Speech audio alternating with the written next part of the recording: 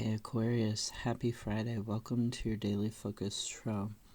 We have the Empress. The Empress, or the Lady, this is a doorway. This talks about nourishing yourself. It talks about taking care of yourself, taking care of others.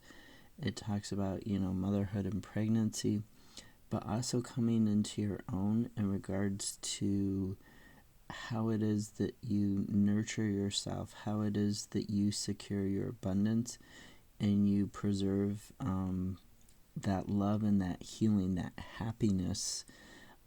It's also about creation. To me, this is more about what's going on between you and somebody else. And we have strength. So using your inner grace, your inner love for yourself, your kindness, your generosity in order to have that inner power that helps you get through the situation. You're working towards a goal here with this Eight of Cups. You're trying to get on more solid ground. Sometimes this is about a spiritual awakening.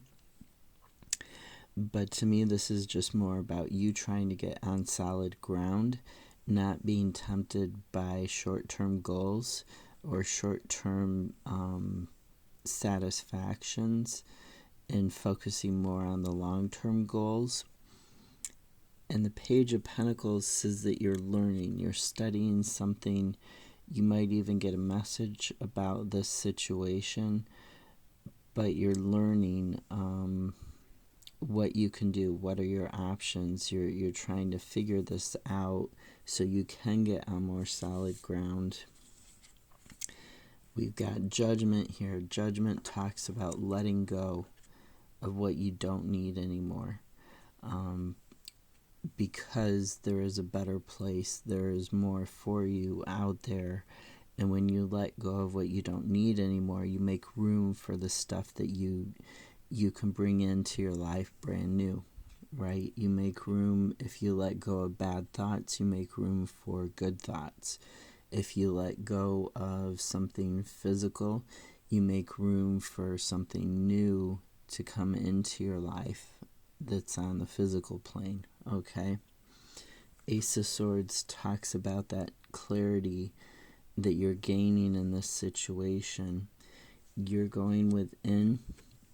You're looking at blending the spiritual and the physical world more. You're trying to find that pathway, that door that opens up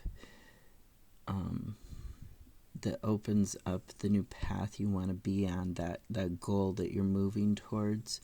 You're looking for that pathway, and you're trying to get clarity on self-love. Queen of Cups, it talks about love, but it also talks about self-love. More importantly, it talks about getting your emotions under control, but also nurturing yourself and nurturing those emotions in a healthy way.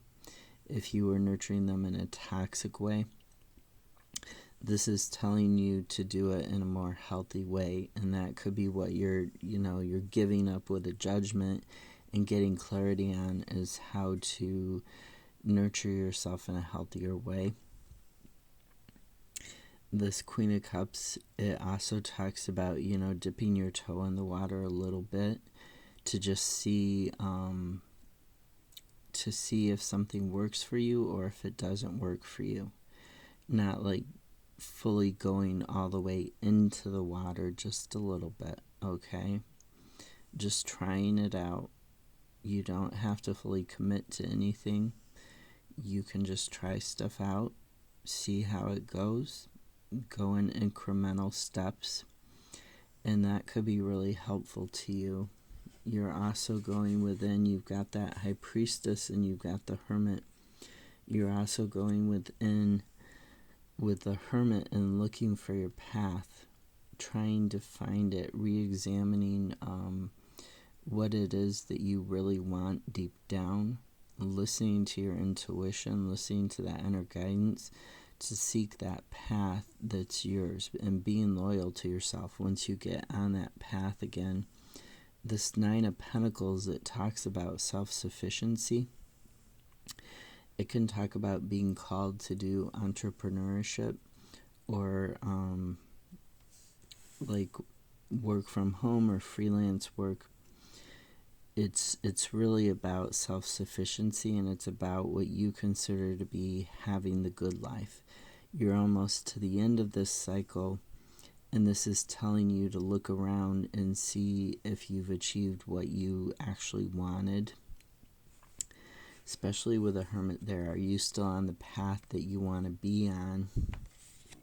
We've got King of Swords here, and King of Swords says, observe what's going on. Think about what you're observing. What are your actions, and why are you doing those actions? In the case of nourishing yourself and taking care of yourself, why are you not doing the things that you should be doing to nourish yourself, right? Why are you instead doing things that harm yourself? Really look at those actions, observe them, think about them on a deeper level. So this Six of Cups in the Tower in reverse, the clarifier is the Six of Cups. So when you're looking about your path and you're looking about the self-sufficiency, the Six of Cups, it can talk about a number of things. It can talk about somebody who gives you a gift or a surprise, something that you've wanted since you were a child. It can talk about innocence and nostalgia, like living in the past. Or it can also talk about joy in childhood. With the Tower in reverse, this can talk about a few things too. It can talk about denial and avoidance, avoiding a change, denying that you need to make a change because you are afraid of a change. So if you are living in the past, in nostalgia, where you were trying to achieve something that you wanted since you were a child in regards to your long-term health or your long-term financial situation, like this freelancing, it could be holding you back, okay? The other thing with the Tower, the other side of it being in reverse, is that it can be a protection from like a full emotional release. It can be like your brain protecting itself from complete denial or complete catharsis. So it can also talk about averting a disaster. And this disaster would somehow be related to either this gift or surprise that you were given by somebody, or this thing that you wanted to be as a child, or even something regarding the past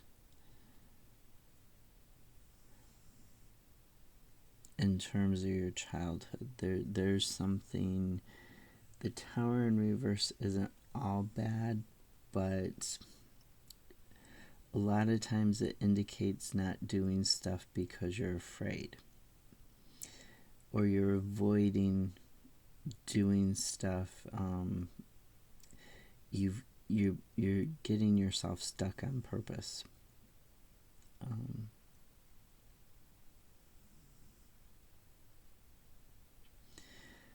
So if the Tower is in the upright, it's actually more beneficial than if it's in the reverse, because it talks about this change.